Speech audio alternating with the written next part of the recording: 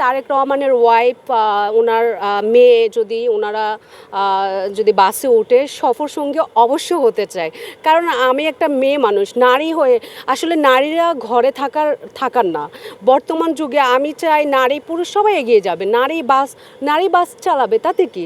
আপনি জানেন গতকালকে যে বাসের যে ছবিগুলো সোশ্যাল মিডিয়াতে পোস্ট করা হয়েছে, এই পিঙ্ক কালার বাস নিয়েও নানান ফেসবুকে নানান রকমের বাজে বাজে কমেন্টস, বাজে বাজে মন্তব্য আমি দেখতে পেয়েছি। আসলে আমাদের দেশের মানুষ এখনও হচ্ছে আপনার মানে নিচে পড়ে আছে, এখনও কিন্তু ডেভেলপ হয়নি, এখনও তাদের মেন্টালিটি ঠিক হয়নি।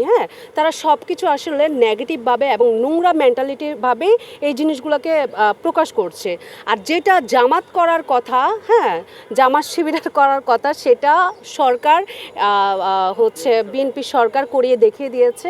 এটার জন্য আমি অনেক অনেক অনেক হচ্ছে হ্যাপি এবং অনেক মন থেকে ধন্যবাদ জানাই যে তারেক রহমান স্যার, আপনি এমন একটা কাজ করার জন্য মেয়েদেরকে, আপনার ঘরে মেয়ে আছে, আপনি আসলে বুঝবেন মেয়েদের কষ্ট, মেয়েদের বিষয় নিয়ে আপনার খুব আছে না যে চর্চা থাকবে। তো এই এত বড় একটা কাজ করেছেন তারেক রহমান, এটার জন্য আমি আসলে অনেক খুশি এবং ওনাকে অনেক অনেক ধন্যবাদ জানাই।